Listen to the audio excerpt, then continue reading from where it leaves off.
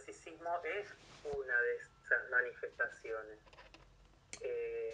No solo en la arquitectura, claramente, pero bueno, en la arquitectura va a tener un despliegue muy importante. Caso de eso son los museos, como el que voy a desarrollar. También otro estilo historicista, que no lo voy a desarrollar, pero lo voy a mencionar, es el neobarroco, el neogótico, que lo vamos a ver cuando veamos romanticismo, el neorrománico, el neoárabe, ¿sí? Y el eclecticismo, que de alguna manera viene a cerrar todo este episodio de lo que va a ser la arquitectura historicista en el siglo XIX, porque es de alguna manera un sistema de todos los otros neos. El eclecticismo es un conjunto de varios de estos estilos que se reviven, o revival como se les suele decir, pero repito, del cual yo hoy me voy a abocar solamente a un caso de arquitectura neoclásica. La arquitectura neoclásica, y de esta manera también recupero algunas cuestiones que ya veníamos viendo en encuentros anteriores, está ligada a este nuevo pensamiento de la ilustración que va a venir de la mano de los grandes descubrimientos arqueológicos que había mencionado ya Carolina, del cual Pompeya y Herculano había sido en Italia uno de los más representativos, porque cuando se desentierra Pompeya y Herculano se encuentran las antiguas ruinas de la arquitectura romana, ¿sí? Que a su vez, ustedes saben, que capitalizó también aspectos de la cultura griega, por eso hablamos de la cultura greco-romana. En esta ilustración lo que estamos viendo, que es una ilustración de la época del iluminismo, de 1776, se está mostrando a los primeros, digamos, representantes de las prácticas arqueológicas desenterrando unas ruinas, específicamente el templo de Isis en Pompeya, que había quedado sepultado bajo las cenizas del Vesubio, ¿sí? En el año aproximadamente 63-64 después de Cristo. Esto fue importantísimo para la arquitectura neoclásica porque develó las características de ese estilo que se había desarrollado y que habíamos visto que la ilustración lo toma como modelo, sobre todo de la Roma republicana, que a nivel ético, político, es la más afín a esta nueva forma de pensar. Lo que estamos viendo acá es una estampa de Piranesi, un grabador italiano, que en esta euforia por descubrir los estilos de esta época, él registra en lo que va a ser la gran enciclopedia de la ilustración, es decir, como un gran diccionario enciclopédico donde se concentra todo el saber basado en esa razón, basado en esa experimentación que en este caso se lleva a través del descubrimiento de estas grandes obras que se van desenterrando y que se van registrando en este gran compendio conocido como la enciclopedia. Y lo que él hace va a ser clasificar todos esos elementos arqueológicos de la arquitectura y todos los estilemas. A la derecha podemos ver la gran cantidad de frontis, ¿sí? que de esta época se van redescubriendo y que van a ser las que el neoclásico va a recuperar y va a tomar para desarrollar su estilo. Yendo puntualmente al caso que nos compete, que tiene que ver con el Museo del Prado está en un complejo de edificios en torno al Paseo del Prado, que es una gran avenida jardinada que pertenecía a los reyes de aquel entonces, a los Borbones. Esta es una foto panorámica actual de Google donde podemos ver, por un lado, el Museo del Prado propiamente dicho, la Avenida del Prado toda jardinada, y un conjunto de otros edificios que, si bien no nacieron como museos, fueron construidos, fueron destinados posteriormente a albergar los tesoros de la realeza, las obras de arte de la realeza, como es, por ejemplo, el Museo Reina Sofía, que en principio era un hospital, el Thyssen-Bornemisza, distintos edificios que se fueron refuncionalizando. El que sí se construye hacia el siglo XVIII para funcionar como museo, pero no en principio de arte, es el Museo Nacional del Prado. El Museo Nacional del Prado, del cual acá tenemos una maquetación en perspectiva isométrica, también va a estar acompañado por otros edificios que hoy completan este conjunto de recorrido museístico, que son el Casón del Buen Retiro, ¿sí? Y el Salón de los Reinos, hoy también muchos de ellos albergando obras de artes. Este es un plano original de la época, de su arquitecto, el arquitecto Juan Villanueva, que va a ser uno de los arquitectos más importantes que va a tener la corona española en ese momento. Va a aprender en Italia, como la mayoría de los artistas de esa época, se empapa sobre estos nuevos estilemas que están surgiendo a través de estos nuevos descubrimientos arqueológicos, y lo que vemos acá es la típica planta de este edificio que, como les decía, cuando es creado, se va a inaugurar en 1819, ¿sí? Cuando es creado, va a estar destinado a funcionar como de ciencias naturales, ¿sí? Se inaugura con ese fin, albergar todo ese saber en torno a las ciencias fisicalistas, tan afín a la esfera de la ciencia y la técnica, ¿no?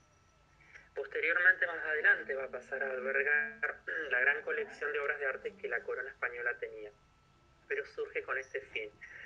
Y bueno, tiene una superficie de 41.995 metros cuadrados, como algunos datos técnicos. Es de estilo neoclásico, se inaugura en el año 1819. El año pasado cumplió 200 años, se hicieron una gran cantidad de eventos y actividades en torno a estos festejos. Y lo que vemos acá en esta planta es la típica distribución de una obra neoclásica. Primero, decir que estamos hablando de una institución que es creada con un fin público, típico de la arquitectura de neoclásica, pensar en edificios que van a estar destinados al público. Muchas de las obras que fueron pensadas en planos en el neoclasicismo no llegaron a concretarse. El Museo del Prado, una relación por la que lo elegí, porque se concretó como obra. Pero hay una conciencia de generar gran cantidad de edificios producto de este clima de revolución y de igualdad de derechos que pregona este nuevo siglo de las luces, es construir para el pueblo. De hecho, el fin de albergar las colecciones de ciencias naturales tenía que ver con la posibilidad de constituir en este espacio un lugar de aprendizaje, ¿sí? De ponerse en contacto con hallazgos y con elementos que dieran cuenta, mapas que dieran cuenta de cómo esta razón y este saber avanza sobre el mundo, el universo. Y este iba a ser un lugar donde se contenía ese saber. Después va a terminar, como les decía anteriormente, albergando la colección real de la corona española. ¿Qué vemos en la planta típica de las obras del Renacimiento y que en esta se puede ver con claridad? Bueno, la simetría axial muy marcada, dos ejes ortogonales en un sentido a 90 grados y una simetría exhaustiva. Piensen que desde su inauguración hasta la actualidad el Museo del Prado ha ido recibiendo modificaciones en función a la necesidad de abarcar más obras,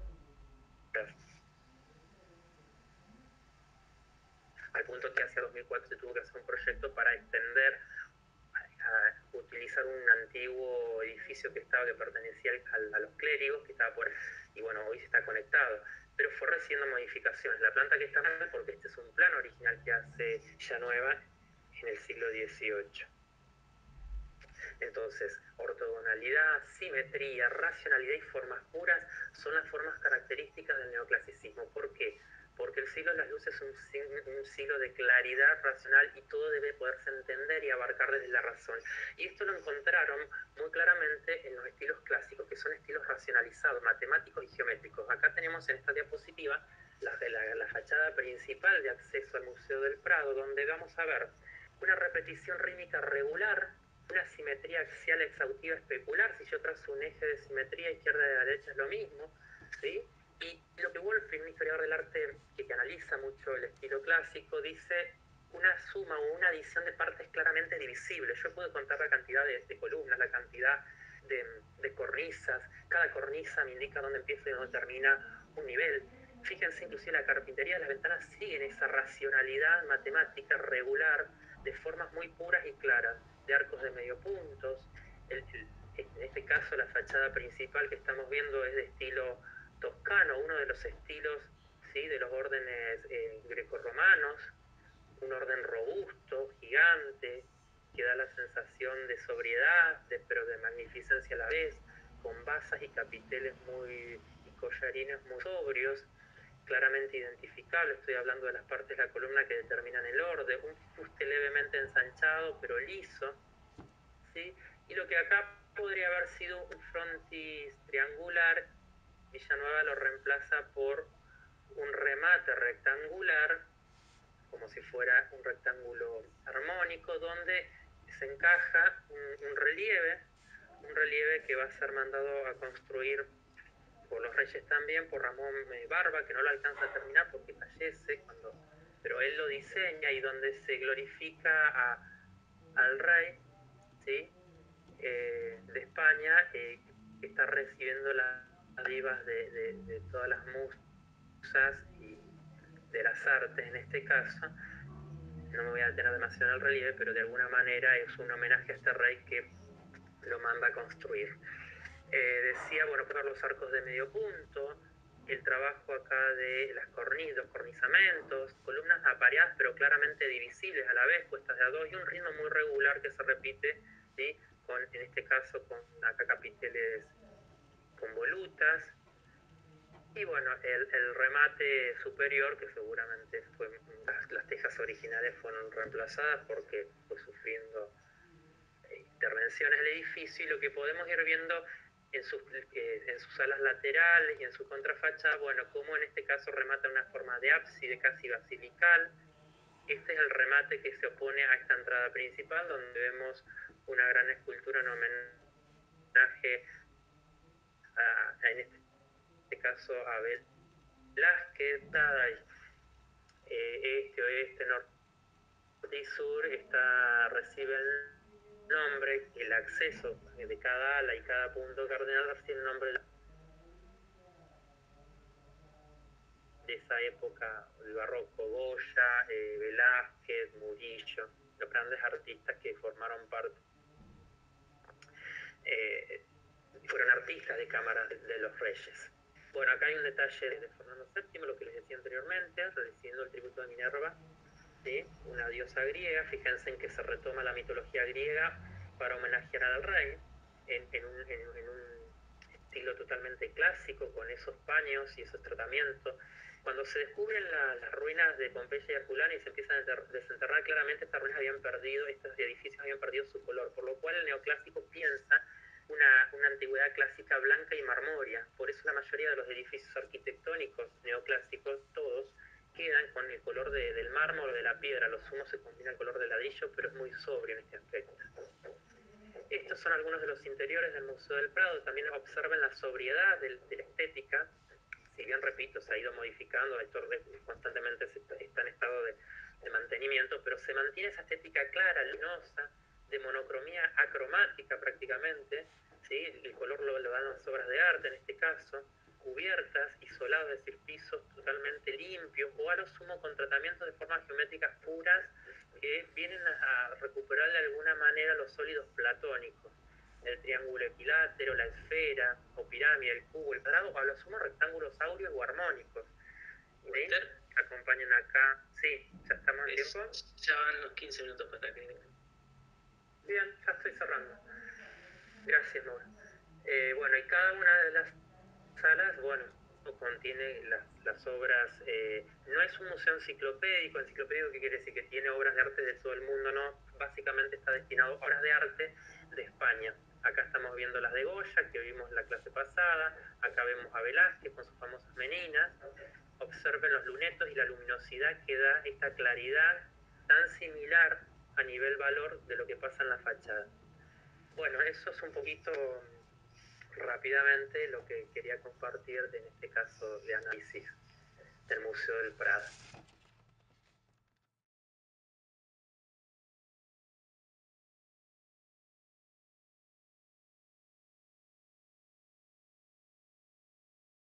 Sing me a song of a lass that is gone.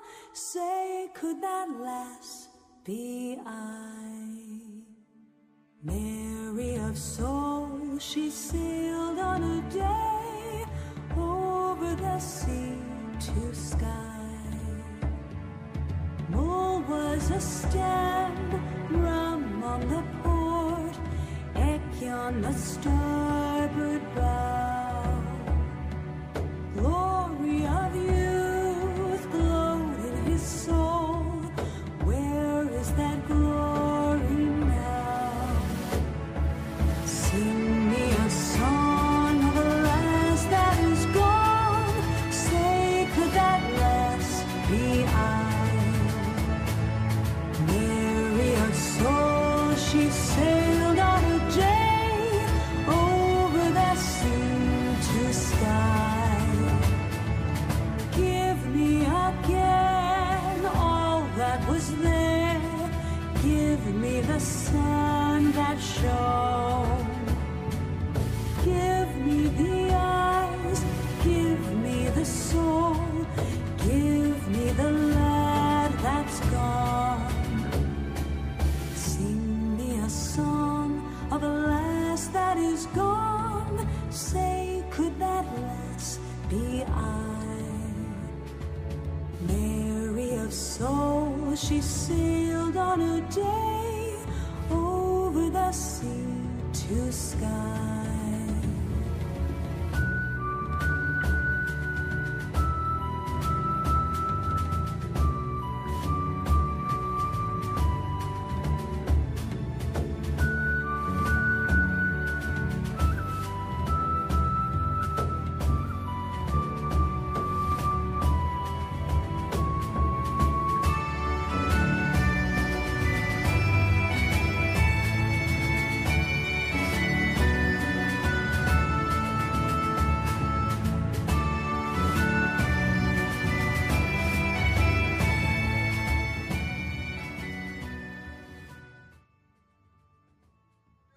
Contarles además que en 1819 Goya, él expone también dos obras para hacer con un enlace y los representantes que hace dos pinturas, una era de María Luisa, ¿no? Y Carlos III Ecuestre, y posteriormente en el 2019, perdón, el año pasado que se cumplían los 200 años, ahí fue la muestra de la que estuvimos hablando la semana anterior sobre la voluntad me sobra, ¿no? Entonces caracterizando a todo el periodo neoclásico. Bueno, voy a comenzar y les voy a contar, estamos, digamos, en este periodo. Se escucha, ¿eh? Ah, bueno, bien. Bueno, elegí, digamos, esta comparación, lo que es la imaginería española con el neoclásico, con la escultura neoclásica. Digamos, resulta interesante porque nos va a habilitar después para ver cómo llega a América, ¿no? Digamos, toda la influencia de la imaginería española, que se va a dar en el siglo XVII y XVIII. Esta es una obra, ¿no? de Clemente, ¿sí? De Cristo. Hay dos estéticas en estas escuelas. Una va a ser la escuela barroca de Valladolid y la escuela barroca de Andalucía. Algunas veces a la escuela barroca de Valladolid o castellana la llaman y se caracteriza, voy a pasar a esta imagen, por un realismo más violento, ¿no? Si ustedes van a ver la imagen, es caracterizada por un Cristo que es más teatral, ahí, digamos, le incorporan como si fuera sangre, ¿no? La escultura generalmente lo que radia es como de mucha violencia, de mucho impacto, ¿sí? Eso es la característica, digamos, de la escuela castellana o de Valladolid. Son esculturas religiosas, ¿no? Ya no hay, digamos, temas mitológicos, ¿sí? Y lo que se quiere, digamos, es como una propaganda, ¿no?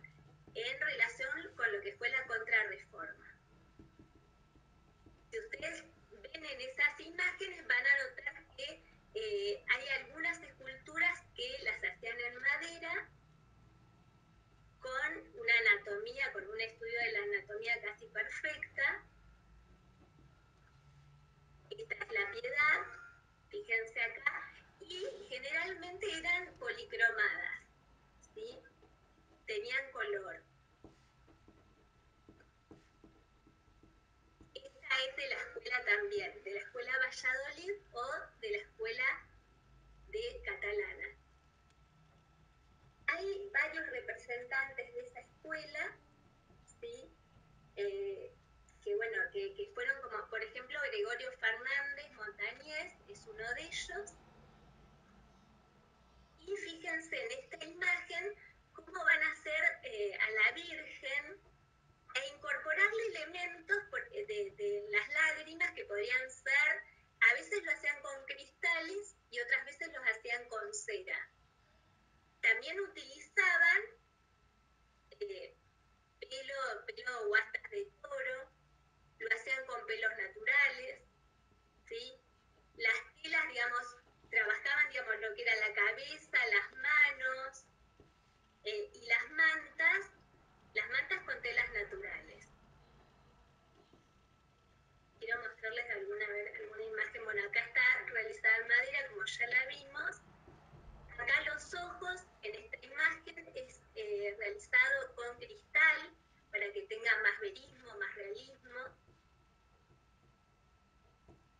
Utilizaban, digamos, como si fuera sangre, con las pinturas. Y acá, bueno, en esta, que es de la escuela andaluza, hay, digamos, tenía como otra estética, ¿sí? Una estética que estaba más en relación con la belleza y con expresar al espectador de otra forma, de una forma no tan violenta como la escuela de Valladolid, ¿sí? Bueno, estas imágenes se utilizaban en las procesiones. Y bueno, lo interesante es acá, digamos, cómo se va a contrarrestar con lo que va a ser el periodo neoclásico, ¿sí? Los efectos son teatrales, de mucha escenografía, y vamos a encontrar también diferentes técnicas, cómo realizaban esas esculturas. Una de las técnicas es lo que se llama la técnica del estofado. No sé si lo habrán escuchado hablar. Y la estofa se hace con láminas de oro que se va incorporando, digamos, a la escultura.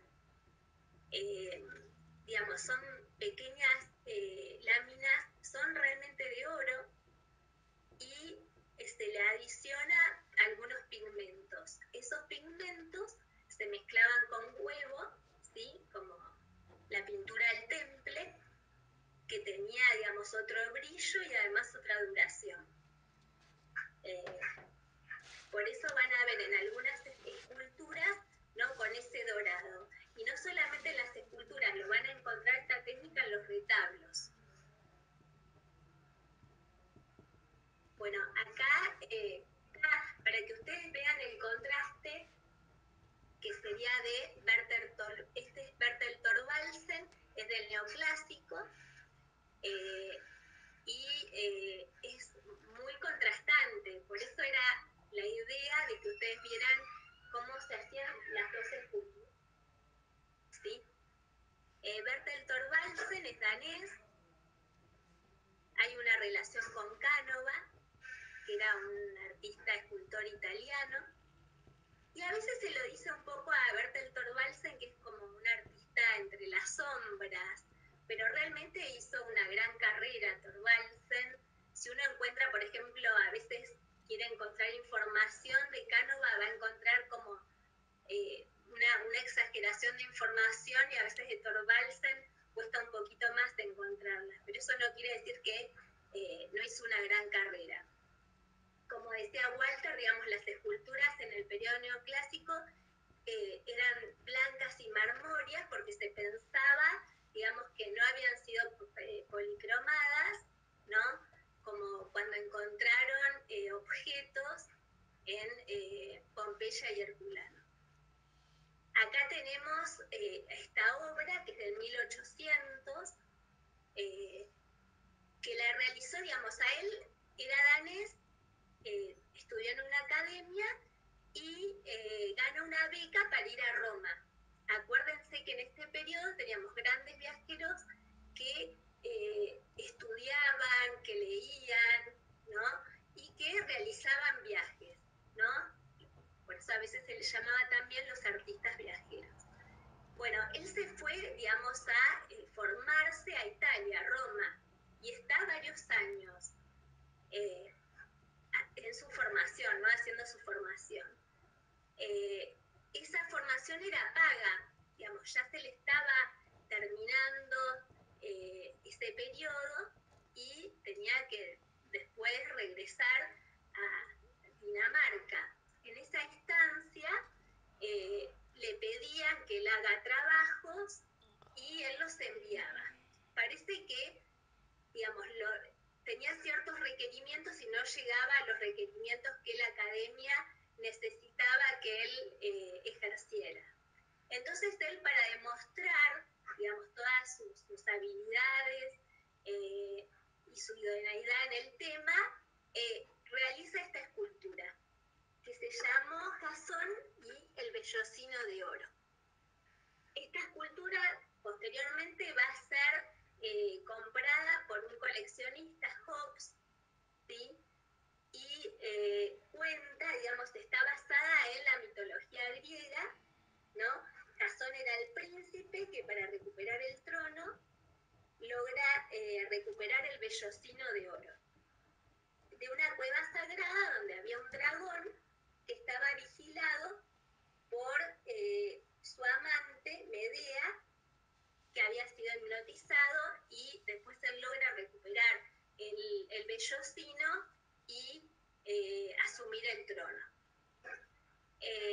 Es una obra en mármol, digamos, y una cuestión, cuando Thorvaldsen realizaba cada una de estas esculturas, algunas las hacía en estuco o en escayola, y posteriormente él hacía una copia, ¿sí?, de estas esculturas. Sing me a song of a lass that is gone. Say, could that lass be I?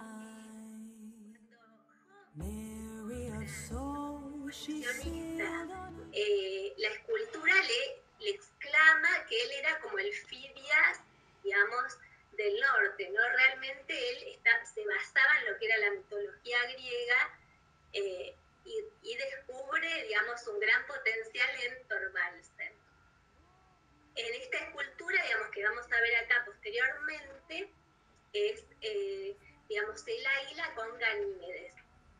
Cuando Job, digamos, recupera, digamos, y necesita que él le haga la escultura de Jasón y el vellocino de oro, tarda muchísimos años en hacerle la escultura. Over the sea to sky, give me again all that was there. Give me the sun that shone. Va a tardar muchísimos años en hacérsela. Y no es poco lo que tarda, sino 25 años para que él obtenga esa escultura. Igual ha tenido otras esculturas más de él, ¿no? Pero eso es lo que tarda en hacerle Thorvaldsen a Job la escultura en mármol. Mary of soul, she sailed on a day over the sea to sky.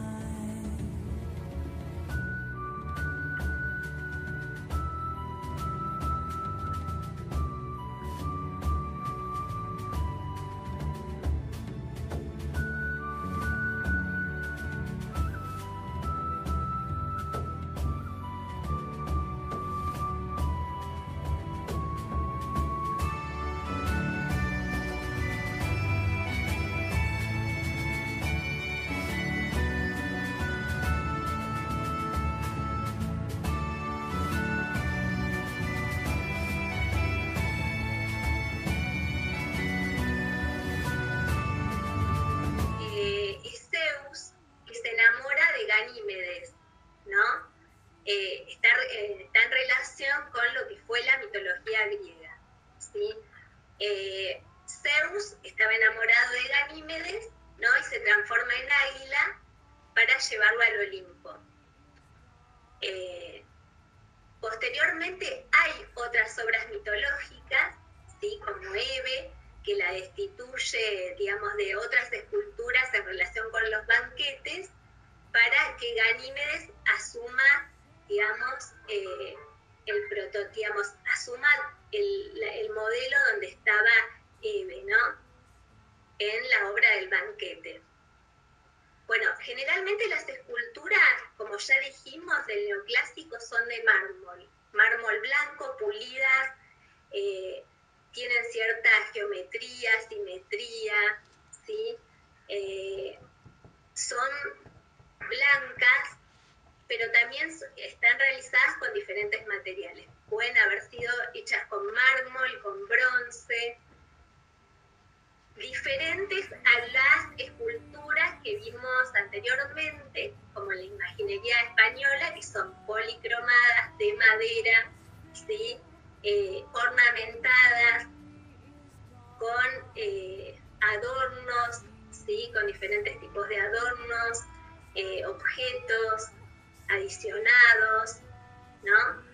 Que hay otro tipo de ornamentación. La idea era contrastar este tipo de esculturas y visualizarlas, porque bueno, para que ustedes tengan una base, porque el año que viene también vamos a ver en Arte y Cultura cómo se van transformando, digamos, las construcciones en la escultura, ¿sí? Lo que es la escultura tradicional de la escultura contemporánea.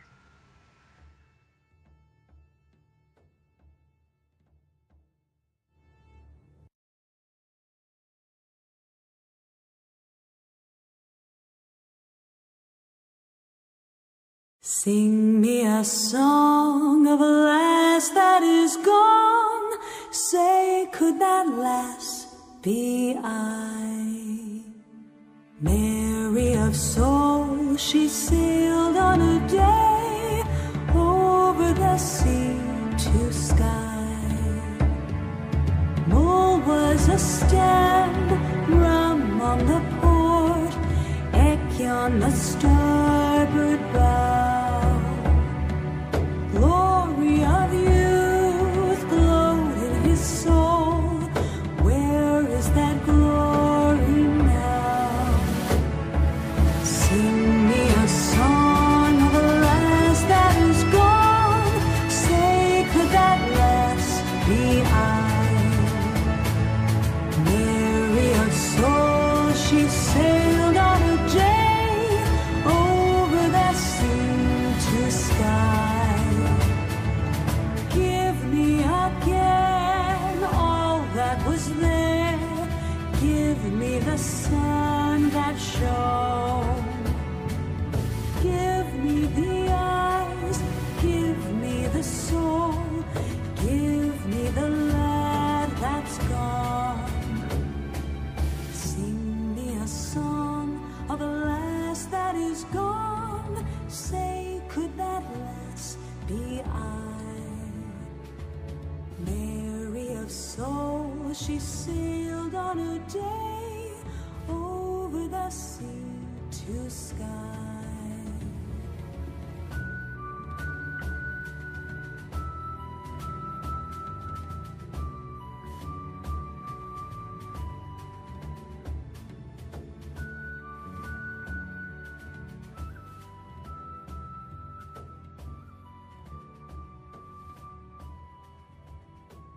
Así como Walter eligió un ejemplo de constructivo y Caro hizo ahí un análisis a partir de escultura, yo elegí una pintura para analizar. No podemos enmarcarla dentro del estilo neoclásico, si bien el artista que la realiza fue parte y tuvo producciones dentro de este estilo y comparte de la temporalidad con otros artistas como los que nombraba Carolina, por ejemplo. El caso de Goya, como hablábamos la clase pasada, que es el autor de la obra que les quería mostrar, que les quería comentar, es un caso paradigmático porque Goya tiene un inicio de una pintura casi rococó, después tiene producciones de estilo neoclásico, pero va modificando su modo de producir, su estilo, su paleta, va modificando su modo de concebir el arte a lo largo de su vida, que es muy extensa y muy prolífica en obra. Y las obras que yo elegí son las últimas, de los últimos periodos de Goya. Goya, como veíamos la clase anterior, fue un pintor español, que inclusive fue pintor de cámara, fue pintor del rey, fue retratista de la corte. Era parte de la minoría liberal antimonárquica dentro de España, pero que sin embargo va a sufrir, como sufre todo el pueblo español, los embates de el imperio y las invasiones napoleónicas que vienen a traer las ideas liberales desde Francia, que se irradian a partir de la Revolución Francesa, pero que a España llegan con la forma de una acción militar, trayendo mucho desconsuelo y mucha violencia. Las pinturas que quiero comentarles estaban en esta casa que pueden ver en la fotografía, que es una propiedad que compra un Goya adulto de 70 años en el año 1819, en las afueras de Madrid, a orillas de un río, del río Manzanares. Compra esta propiedad, que es una especie de casa quinta muy amplia, muy grande. Es una especie de retiro en vida que hace intentando alejarse del bullicio de la ciudad, pero también de los problemas políticos y de la violencia y la convulsión generada a partir de las guerras independentistas entre españoles y franceses. Es en esta morada, en esta su casa, que se llama la Quinta del Sordo. Esta es una fotografía de 1878 que se hace un registro fotográfico de esta casa. Goya ya no vivía y un fotógrafo hace un registro de esta casa. Es en este lugar su casa, su lugar de vida, de vivienda, donde él va a realizar una serie de pinturas murales que se denominan las pinturas negras. Las pinturas negras las hace en la intimidad de su casa, no hasta muy entrado el siglo no eran conocidas por una gran cantidad de personas, sino que muy pocos habían podido acceder a verlas porque se encontraban en el interior de su casa y los hacía sin intención de circulación de obra. De hecho, eran pinturas murales, estaban pintadas sobre las paredes de su casa. Estas pinturas negras toman este nombre tanto por sus características cromáticas, en las que abundan los tonos oscuros, los tonos bajos, los negros, los colores ocres y oscuros, también como por sus temáticas. Son pinturas sumamente sombrías en cuanto a su temática, en donde un Goya anciano y melancólico da rienda suelta como a sus pasiones y a sus pensamientos más desilusionados respecto del mundo, y una visión pesimista y fantasmagórica que él tiene del mundo que lo rodea, de la España que lo rodea. Son temática de estas pinturas negras, la ignorancia, la violencia, el terror. En esta anterior, esta se llama El Aquelarre, es un conjunto de brujas, de mujeres que se reúnen alrededor de una figura diabólica y satánica. Y en esta otra tenemos una pintura que se llama Duelo a garrotazos. Espera un segundito.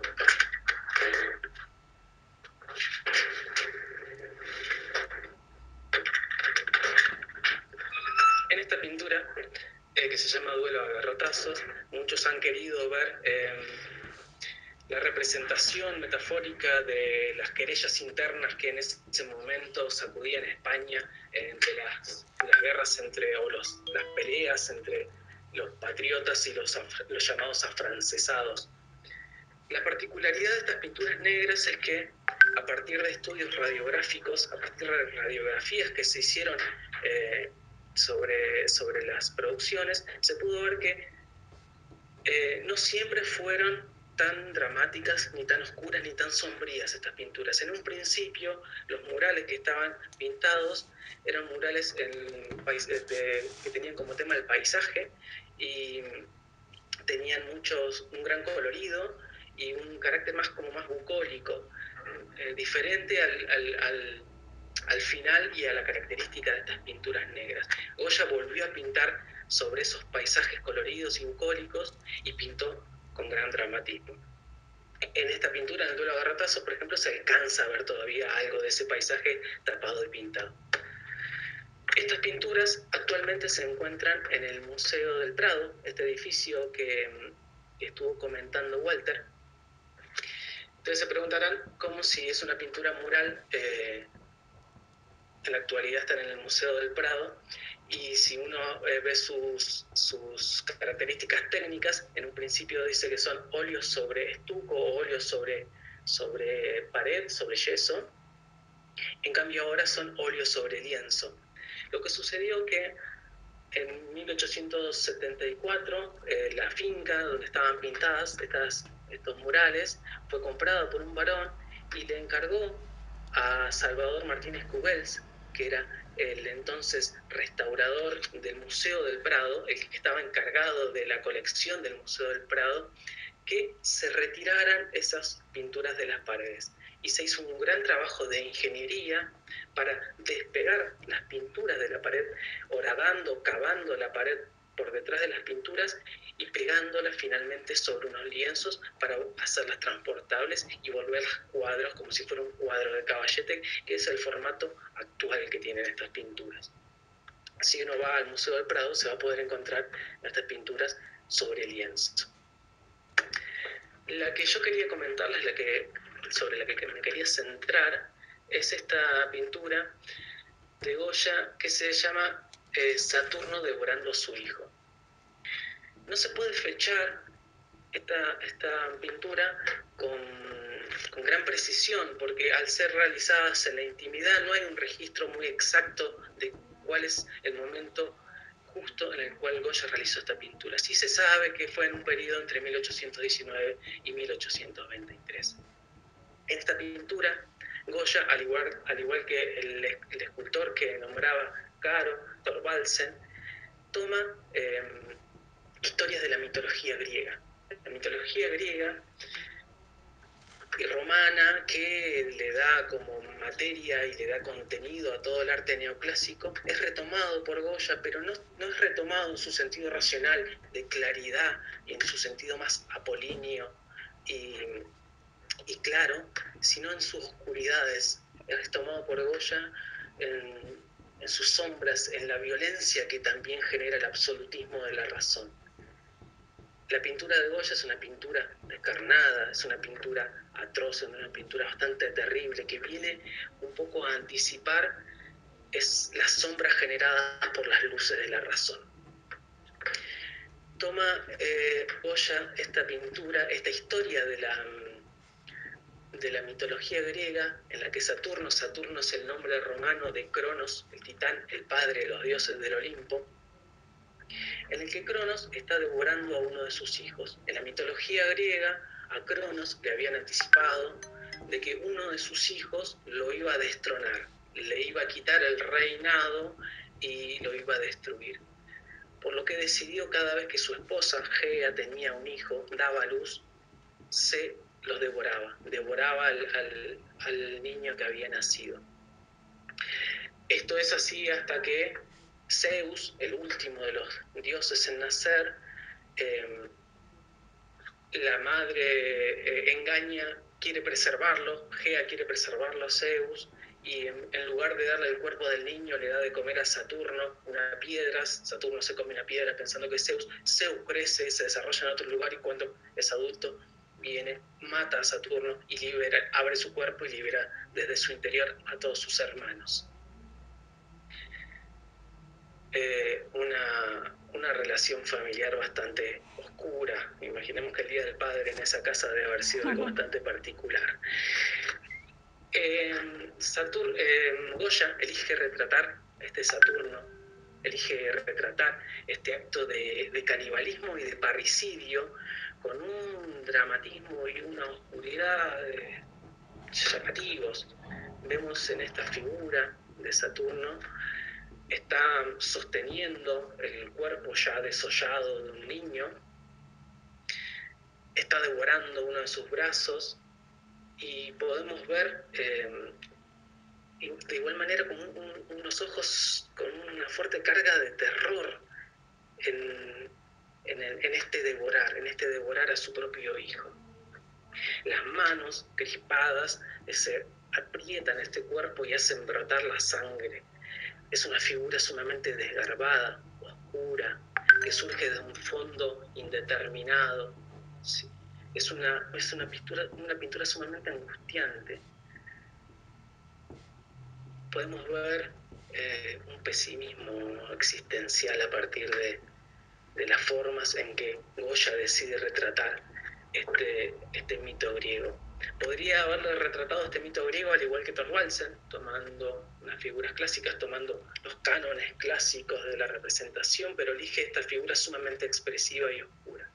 Por ejemplo, si comparamos una representación del mismo tema, la misma historia, Saturno devorando a sus hijos, pero hecho por Rubens en 1636, vemos que Rubens sí respeta como la iconografía clásica, en la forma clásica o la forma tradicional en cómo se representaba al dios, cómo se representaba a Saturno.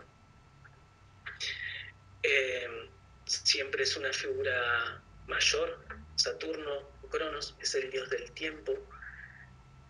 Y para Goya, un Goya viejo, tal vez sea la figura del tiempo que viene a devorarse todo, viene a devorarlo inclusive a él.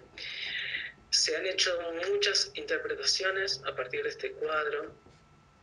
Saturno es también una especie de dios, de ícono para la pintura. Se ha asociado también este cuadro a la depresión y la melancolía que le había generado la paulatina sordera a Goya. Recordemos que Goya ya en estos años ha perdido su audición por una enfermedad derivada de su propia práctica de pintor. Los pintores de esta época trabajaban con materiales, con pinturas que tenían como base el plomo. El plomo es un material sumamente venenoso y a la larga empieza a envenenar y a perjudicar a los cuerpos de las personas, de los pintores que los utilizaban. Y una de las cosas que podía generar esta enfermedad derivada del plomo era la pérdida de la audición. Esta enfermedad se llamaba saturnismo. Esta forma de representar, esta forma de retomar el pasado clásico, pero no desde las luces, no desde la claridad racional,